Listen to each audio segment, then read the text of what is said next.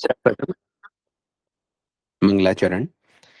वन्देऽहं श्रीगुरो श्रीयुतापदाकमलं श्रीगुरून् वैष्णवांश्च श्रीरूपं साग्रजातं सहगणा रघुनाथावितं तं सजीवं साद्वैतं सावधूतं परिजनसहितं कृष्णचैतन्यदेवं श्रीराधाकृष्णापदान् सहगणा ललिता श्रीविशाखावितं च अज्ञानतिमिरन्दस्य ज्ञानञ्जनशलाकया चक्षुरुन्मिलितं येन तस्मै श्रीगुरुवे नमः।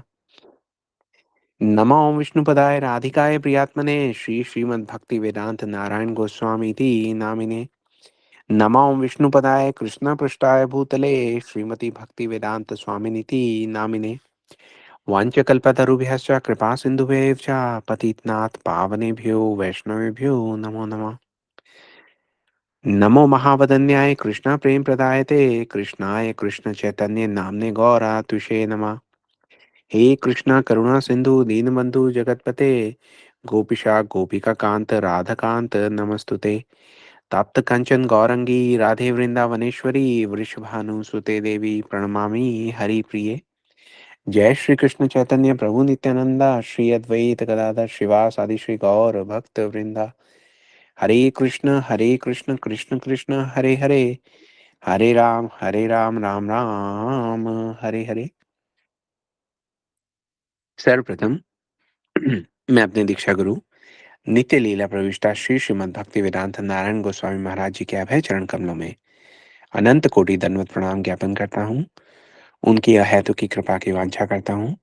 तत्पश्चात मैं अपने शिक्षा गुरु नित्य लीला प्रविष्ट श्री श्रीमद् भक्ति वेदांत स्वामी महाराज श्रील प्रभुपाद के अभय चरण कमलों में अनंत कोटि दंडवत प्रणाम ज्ञापन करता हूँ।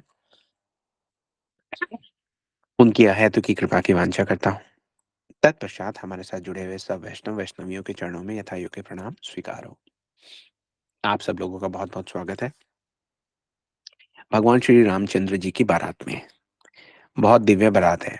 हमने देखा कि किस प्रकार से कल एक बहुत सुंदर प्रश्न किया था दीदी ने। उन्होंने कहा कि कथा में हमने सुना कि शिव जी, ब्रह्मा जी, इंद्र, सब जो देवी देवता हैं वो भेष बदल बदल कर, ब्राह्मणों का वेश बदल बदल कर बारात में सम्मिलित हो रहे हैं।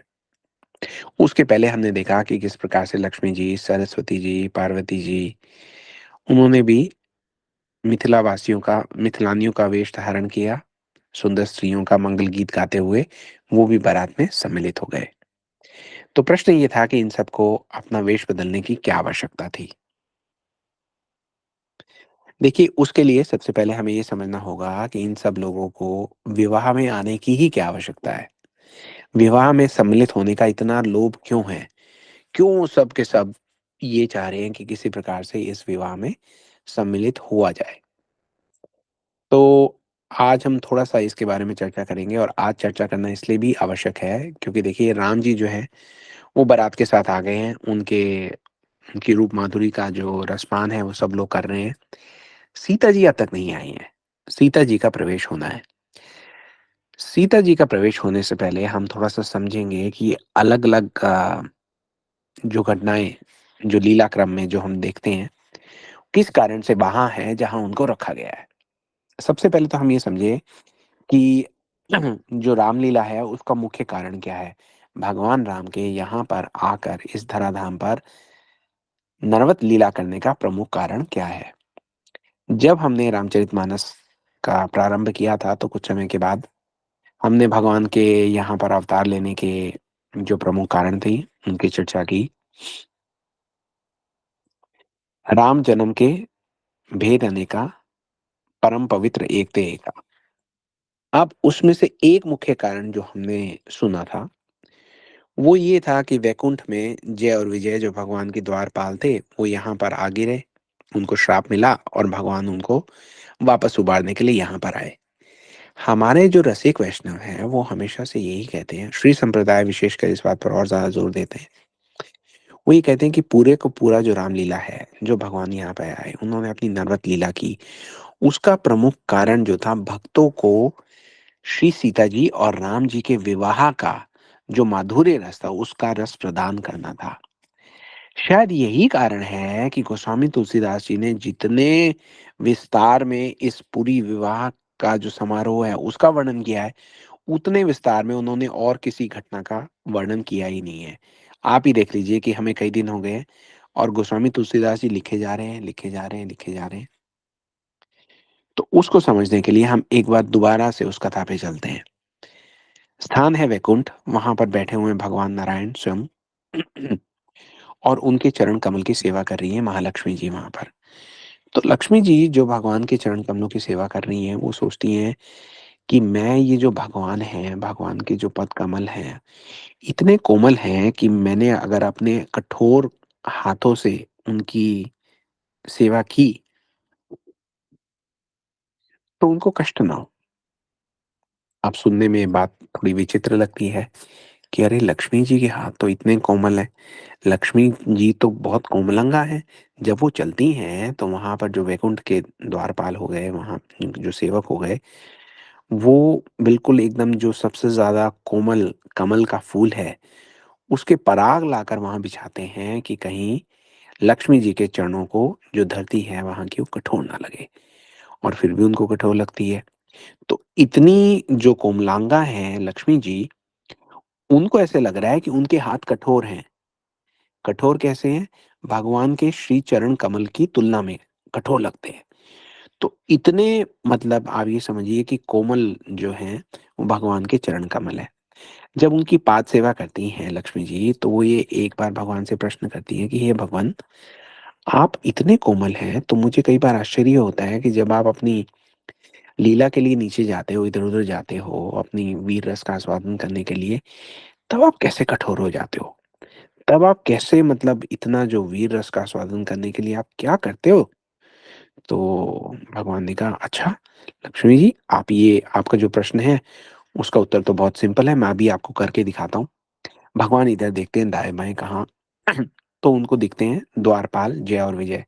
उनको बुलाते हैं, बोले, "भैया इधर आइए।" दोनों आ जाते हैं। बोलिए, "भगवान क्या सेवा है हमारे लिए?"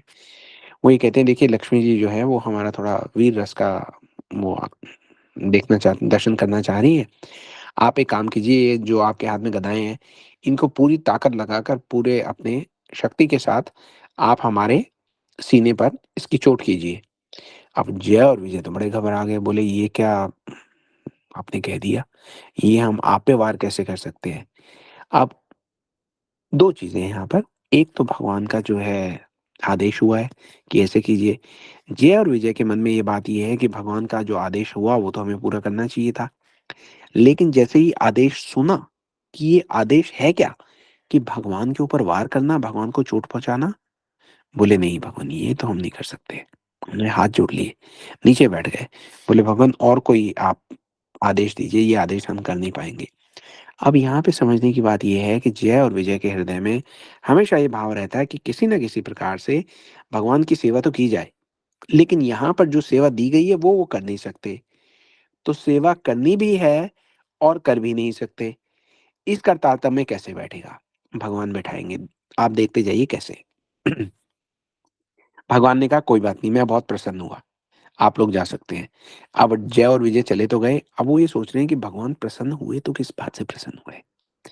हमने उनकी सेवा नहीं की, उस बात से तो प्रसन्न हो नहीं सकते, और सेवा करते तो शायद प्रसन्न हो जाते, लेकिन सेवा हमने की नहीं। प्रसन्न हुए तो किस बात से हुए? उनको बात समझ में नहीं आई। भगवान ने इतने में क्या किया कि भगवान के चरणों में लक्ष्मी जी जो है चंदन लगाकर तुलसी के पत्र जो है वो उनको अर्पित करती है। तो आज जब तुलसी के पत्र अर्पित हुए, तो भगवान की प्रेरणा से तुलसी के पत्र की जो गंध थी, वो चलते-चलते, चलते-चलते पहुँची 4 कुमारों तक। 4 कुमारों तक जब वो गंध पहुँची, तो बड़े प्रसन्न हुए, उनको भगवान की भक्ति की गंध आई। वो उठ के चल पड़े, उस गंध की शरण लेते हुए उसको पकड़-पकड़ कर उन्होंने कहा, "कहाँ से आ रही है ये गंध? हम तो वहीं जाएँगे, भगवान की भक्ति हमें भी चाहिए।" तो वो 4 कुमार पहुँच गए वैकुंठ। अब आगे की घटना से आप परिचित हैं कि 4 कुमारों को रोका गया जय और विजय के द्वारा। 4 कुमारों ने श्राप दे दिया। अब श्राप दे दिया, तो जय विजय बड़े परेशान हुए। तो फिर भगवान ने आकर जब उनसे पूछा कि भई क्या हुआ, क्या नहीं हुआ? तो 4 कुमार ने कहा कि भई हमने इनको श्राप दे दिया है। फिर वो बात निकली कि अगर ये 3 बार जाएँगे और असुर का रूप लेंगे, तो भगवान स्वयं जाकर इनको उतार कर लाएँगे। तब जय विजय को ये खटका हुआ कि ओहो! भगवान ने हमें ये क्यों कहा था कि मैं तुमसे प्रसन्न हुआ, तुम जा सकते हो। भगवान ने हमें अपनी सेवा का एक अवसर देना था। उनको एक बहाना मिल गया, हमें भगवान की जो सेवा हमारे मन में भाव था ना कि भगवान ने एक आदेश दिया, भगवान के हमने 100, हज़ार, लाख आदेश पूर्ण किए, लेकिन उनको तो यही याद था कि एक आदेश ऐसा था, जिसे हम पूरा नहीं कर पाए। तो भगवान ने कहा कि कोई बात नहीं, आपके मन में ये भाव आ गया कि ओहो! आपको दुःख हुआ कि आप मेरा आदेश पूरा नहीं कर पाए, वो पूरा करने का अवसर मैं आपको दूँगा। तो वो अब वहाँ से असुर बनकर नीचे आ गए। अभी आपको 5 मिनट में पता लगेगा कि हम ये पूरी कहानी दोबारा से क्यों कर रहे हैं। नीचे आ गए, उनको श्राप मिल गया। अब भगवान ने कहा कि लक्ष्मी देवी मन-मन में कहा कि अब मैं आपको क्योंकि देखिए लक्ष्मी देवी कौन है ना? आप सब जानते हैं कि ईश्वरो परमा कृष्णा सच्चिदानंद विग्रह आदि अनादिर गोविंदा सर्व कारणे कारणम। अब क्योंकि भगवान जो है वो सब कारणों के कारण हैं। इसका मतलब भगवान जब अपने अवतार जैसे भगवान कृष्ण जो हैं वो परम पुरुष है, लीला पुरुषोत्तम है। अब भगवान कृष्ण का एक और रूप है वो है मर्यादा पुरुषोत्तम। मर्यादा पुरुषोत्तम रूप में हम लोग उनको राम जी के नाम से जानते हैं। तो उसी प्रकार से भगवान का एक जो अंश प्रकाश है वो भगवान नारायण के रूप में हम उनको जानते हैं। उनके साथ जो भगवान की आह्लादनी शक्ति हैं, जो राधा रानी है, जब वो मर्यादा पुरुषोत्तम श्री राम जी के साथ आती हैं, तो सीता जी हम उनको जानते हैं। जब वो नारायण जी के साथ बैठती हैं, विष्णु जी के साथ बैठती हैं, तो हम उनको लक्ष्मी जी के रूप में जानते हैं। तो अब जब हिरण्याक्ष यहाँ पे आ गए, तो भगवान आए, भगवान ने हिरण्याक्ष से बड़ा सुंदर युद्ध किया, भगवान को बड़ा मज़ा आया, बहुत अच्छा लगा। बोले इतने दिन हो गए थे वीर रस का आस्वादन नहीं हो रहा था, आज भर के मैं इसका आनंद लूँगा। हिरण्याक्ष का उन्होंने उद्धार कर दिया और किया कैसे? भूदेवी के सामने। भूदेवी कौन है? भूदेवी भी देखा जाए तो लक्ष्मी जी का ही एक अंश है।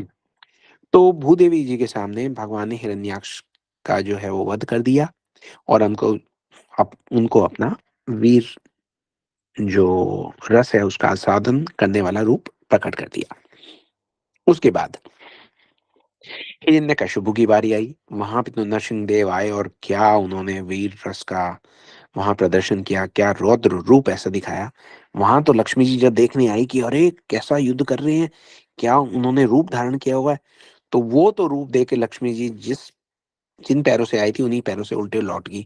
बोले हे भगवान मुझे तो पता ही नहीं था कि ये ऐसा भी करते हैं, ऐसा रूप भी है इनका। वो तो चले गई। अब हम ये देखते हैं कि जब भगवान कृष्ण स्वयं आते हैं, हुँ? लीला पुरुषोत्तम भगवान श्री कृष्ण जब स्वयं आते हैं, तो वो क्या करते हैं? शिशुपाल का वध करते हैं। उसके पहले अ, जो राधा रानी का ही एक विस्तार है, रुक्मिणी जी, उनको उनके राजमहल से उठाते हैं जबकि उनका विवाह होना था शिशुपाल से, तो रुक्मिणी जी के आगे ही शिशुपाल जी को वीर रस का जो है, वो अपना प्रदर्शन करते हैं। तो ये सब भगवान दिखा रहे हैं, बता रहे हैं। अब इस सारे में हम देखते हैं कि भगवान ने दिखाया भूदेवी को, भगवान ने दिखाया लक्ष्मी जी को, रुक्मिणी जी को। तो इनमें सबसे ज़्यादा विस्तार से अगर किसी ने देखा है इस बात को अ, अनुभव किया है, तो वो है राम अवतार में सीता जी ने। कैसे? क्योंकि सीता जी जो हैं वो सबसे लंबे समय तक लंका में रही। उन्होंने पूरी प्रतीक्षा की, पूरा भगवान की जो भी उनकी व्यूह रचना क्या है, किस प्रकार से भगवान के साथ सेना ना होते हुए भी भगवान अपनी वीरता का जो रस है वो वानरों में भी कैसे संचारित कर लेते हैं, ये उन्होंने करके दिखाया। अब ये दिखाने के लिए भगवान को पहले वनवास लेना पड़ा, वनवास लेने के बाद सुग्रीव से जाके मिलना पड़ा, वानरों से मित्रता करनी पड़ी, उनकी सेना बनाई उन्होंने, समुद्र के ऊपर पुल बाँधा।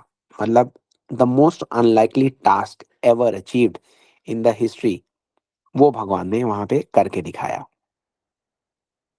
तो अब भगवान ने हिरण्याक्ष का वध किया भूदेवी के आगे, लेकिन भूदेवी से उनका कोई विवाह ऐसा हुआ हो, उत्सव वहाँ पे मना हो, हम नहीं जानते। हिरण्यकशिपु का जब वध किया जिस अवतार में, वो तो अवतार भगवान बस उनका वध करने के लिए आए थे। लक्ष्मी जी के साथ कोई विवाह तो वहाँ पे हुआ नहीं, लक्ष्मी जी तो देखने आई और वहाँ से चली भी गई। कृष्ण अवतार में भगवान का जो विवाह हुआ, भगवान को जो सही में विवाह हुआ राधा रानी के साथ, वो देखने का अवसर तो भगवान के बिल्कुल जो अंतरंग हैं, जो राधा रानी की सखियाँ हैं, केवल उन्हीं को मिला। ब्रह्मा जी की जो है किस्मत अच्छी थी कि उन्होंने भांडेर वन में भगवान राधा और कृष्ण का विवाह कराया। लेकिन ये एक बहुत गोपनीय विवाह था। हर एक किसी को बुलाया नहीं गया था यहाँ पर, है ना? काफ़ी हद तक तो आप देखिए कि इवन भारतवर्ष के समाज में बहुत सारे लोगों को 99% लोगों को ये नहीं पता कि राधा रानी और कृष्ण का विवाह हुआ था भांडेर वन में। एक आम व्यक्ति तो आज भी ये सोचता है अरे इनका तो विवाह कभी हुआ ही नहीं था। हुँ? उसके बाद भगवान के 16,000 विवाह अलग से हुए हैं, वो सब अलग कहानी है। लेकिन उन सब विवाहों में ये रस नहीं था जो राम जी और सीता जी के विवाह में है। हुँ? इसलिए रसिकगण ये कहते हैं कि रामलीला का जो प्रमुख कारण है, वो कारण ही यही है कि यहाँ पे सीता जी और राम जी का जो विवाह है, उसका आनंद देना अपने भक्तों को। क्योंकि ऐसा सुंदर उत्सव और ऐसा सुंदर अवसर कभी पहले ना आया है, ना आया। इसलिए गोस्वामी तुलसीदास जी ने कहा कि जब भगवान आए, तो उन्होंने ये कहा कि भय प्रगट कृपाला दीन दयाला कौसल्या हितकारी हर्षित महतारी मुनि मनहारी अद्भुत रूप विचारी लोचन अभिरामा तनु घनश्यामा निज आयुध पुजारी भूषण बनमाला नयन विशाला शोभा सिंधु खरारी। भगवान आ गए, भगवान प्रकट होकर आए, है ना? जन्म नहीं लिया, प्रकट हुए। उसी तरीके से सीता जी जो हैं वो भी प्रकट हुई हैं। भई प्रकट कुमारी भूमि विदारी जन्म हितकारी भयकारी भयहारी अतुलित छवि भारी मुनि मनहारी जनक दुलारी सुकुमारी सुंदर सिंहासन तेहि पर आसन कोटि हुताशन धुतिकारी सिर छत्र विराजे संगी संग भ्राजे निज निज कारज कर धारी। तो दोनों जो हैं वो प्रकट हुए हैं। प्रकट किस लिए हुए हैं? ये विवाह की लीला को हम सब लोगों को आस्वादन कराने के लिए प्रकट हुए हैं। हुँ? भगवान प्रकट हुए, भगवान आसानी से प्रकट नहीं हुए। 1 साल तक तो सुना है कि वो यज्ञ चला था, पुत्र कामेष्टि यज्ञ। पुत्र कामेष्टि यज्ञ के बाद रानियों को प्रसाद मिला। उस प्रसाद के भी 11 महीने और 24 दिन के बाद भगवान जो है वो प्रकट हुए। हुँ? भय भय प्रकट कृपाला दीन दयाला कितने दिनों के बाद? लगभग 2 साल के बाद प्रकट हुए। और सीता जी जो हैं वो हल चलाते ही प्रकट हो गई। सीता जी जो हैं वो बहुत करुणामयी है ना, इसलिए वो जल्दी प्रकट हो गई। राम जी जो हैं वो बड़ा प्रतीक्षा कराने के बाद प्रकट हुए हैं, आए हैं बाद में। तो अब हम ये समझ रहे हैं कि कितना विशेष अवसर है, भगवान का इस प्रकार से विवाह किसी अवतार में भगवान के देखने को नहीं मिलता, जो यहाँ पर इतने विस्तृत रूप से देखने को मिला है। तो ये बात ब्रह्मा जी को भी पता है, ये बात शिव जी को भी पता है, ये बात सब देवताओं को भी पता है और उनको ये भी पता है कि हम अपनी जो प्रेज़ेंट फ़ॉर्म है उसमें नहीं जा सकते, क्योंकि पहचाने जाएँगे, लोगों का ध्यान हमारी ओर आ जाएगा। यहाँ पे तो अभी मिथिलावासी ये बात कर रहे थे कि महाराज दशरथ और महाराज जनक पे ये कृपा इसलिए हुई है क्योंकि ये दोनों शिव जी के भक्त हैं। तो वो इस लीला को कैसे समझते हैं अगर शिव जी अपने जो उनका रूप है, उस रूप में वहाँ पर प्रकट होकर भगवान का नमन करते, तो फिर बड़ी समस्या पैदा हो जाती। समस्या पैदा करनी नहीं थी शिव जी ने, इसलिए उन्होंने ब्राह्मणों का रूप लिया और बारात में सम्मिलित हो गए। तो आज हमें ये समझना है कि भगवान की जो लीला है, उसका मुख्य कारण जो है, रसिक वैष्णवों के अनुसार वो श्री सीताराम जी का विवाह ही है। तो अगर प्रमुख कारण ये है, अगर भगवान ने अवतार लिया है, उसके पीछे का प्रमुख कारण ये ही है, तो इसमें क्या हैरानी की बात है कि ये सब लोग जो है भगवान की बारात में सम्मिलित हो रहे हैं। कोई हैरानी की बात नहीं है। हैरानी की बात अगर कोई है, तो अब आप ध्यान से सुनिए, वो ये है कि आपने हमने ऐसा क्या पुण्य किया है कि गोस्वामी तुलसीदास जी हमें ये बता रहे हैं। जिस बारात में सम्मिलित होने के लिए शंकर जी, ब्रह्मा जी, पूरा देव समाज, इंद्र जो देवताओं के राजा हैं, वो इतने समय से प्रतीक्षा में थे, उसको एक प्रकार से दर्शन गोस्वामी तुलसीदास जी ने हमें करा दिए। तो हमें ये समझना है कि हमने क्या ऐसे पुण्य कार्य किए होंगे कि गोस्वामी तुलसीदास जी ने इतनी हमारे ऊपर ये कृपा की है। हुँ? इस कृपा को समझते हुए गोस्वामी तुलसीदास जी के चरणों में जब हम प्रणाम करेंगे, तो हम इस योग्यता को प्राप्त करेंगे कि अब सीता जी जो आ रही हैं, सीता जी के चरण कमलों में हम अपने पुष्पांजलि करने योग्य बन पाएँगे। चलिए, अब वहाँ चलते हैं जहाँ हमने कल कथा को छोड़ा था। कल जहाँ हमने कथा को छोड़ा था वहाँ पे गोस्वामी तुलसीदास जी हमें बता रहे थे कि सकल बरात जनक सन्मानी दान मान मिनती वरदानी विधि हरि हरु दिसीपति दिन राउ जे जानी रघुबीर प्रभाऊ। राजा जनक ने दान मान सम्मान विनय और उत्तम वाणी से सारी बारात का सम्मान किया। सारी बारात में कौन कौन थे? ब्रह्मा विष्णु शिव दिक्पाल और सूर्य, जो श्री रघुनाथ जी का प्रभाव जानते हैं। ये सब के सब ब्राह्मणों का सुंदर वेश बनाकर बहुत सुख पाते हुए सब लीला देख रहे थे। जनक जी ने भी सबको देवताओं के समान ही जाना, उन्होंने मतलब साफ साफ नहीं पहचाना और फिर भी उनका स्वागत किया, उन्हें बहुत सुंदर सुंदर आसन दिए। अब जो उन्होंने नहीं पहचाना इसमें उनकी कोई गलती नहीं है, क्योंकि सब दूसरों को कहाँ पहचानेंगे, सब तो खुद को ही भूले हुए हैं, अपनी सुध बुध ही भूले हुए हैं। वो तो एक आनंद में घूम रहे हैं। आनंद किस वजह से है? आनंद जो है वो आनंद कंद की वजह से है। आनंद कंद कौन है? दूल्हे श्री राम जी। उनकी वहां उपस्थिति की वजह से ही ये परिस्थिति उत्पन्न हुई है कि दोनों पक्ष जो है वो एकदम आनंदमय स्थिति में है, अपना परिचय ही भूले हुए हैं। हम्म।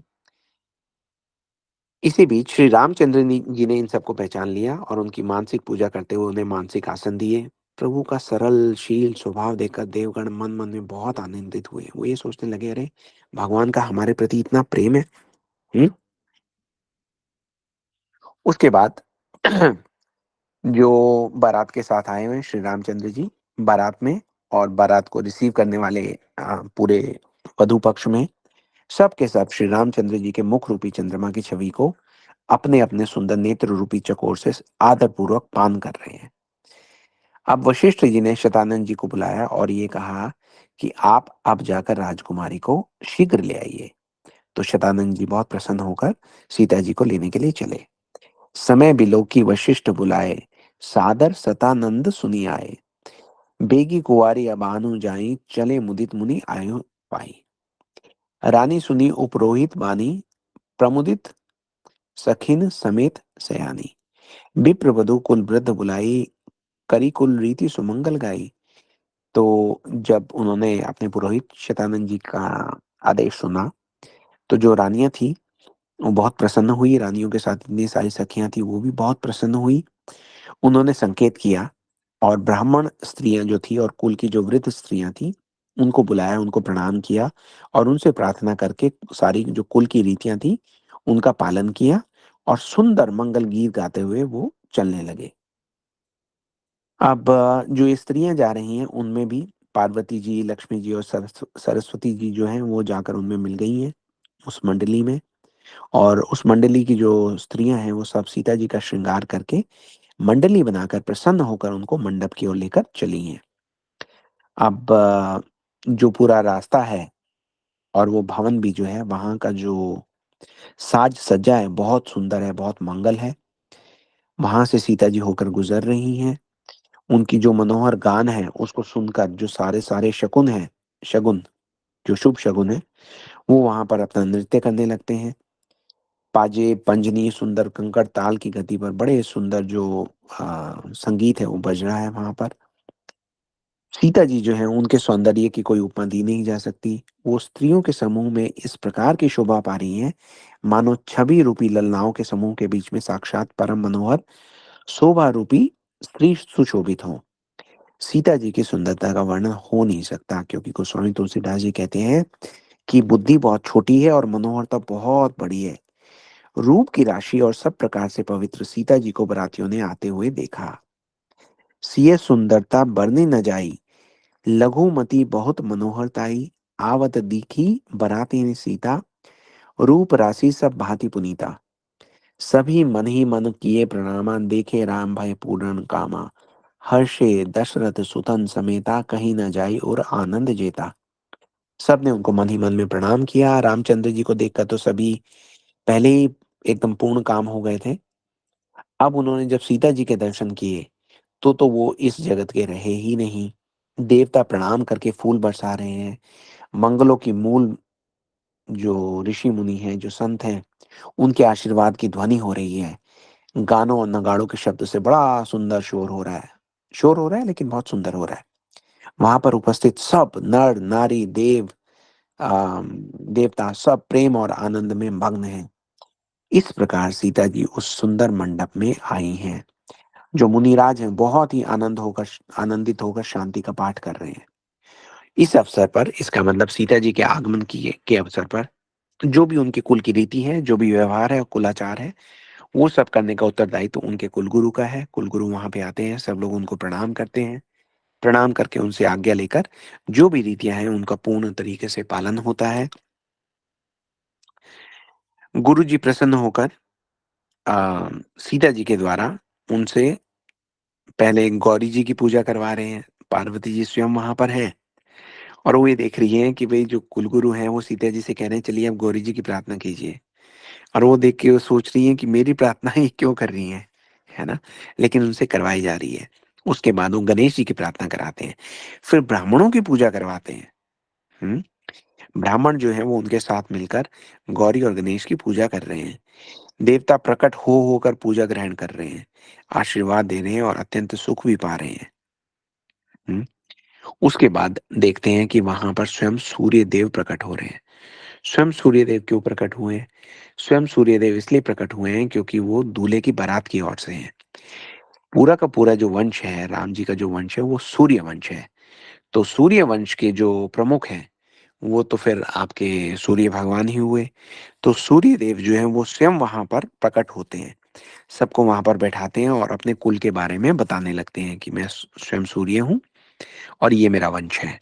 और अपने वंश के बारे में वो बहुत मधुरता से सारी रीतियाँ बता देते हैं। जो-जो वो रीति बताते हैं, वो रीतियाँ जो हैं वहाँ पर उपस्थित सब ब्राह्मणों के द्वारा उन रीतियों का पालन किया जाता है।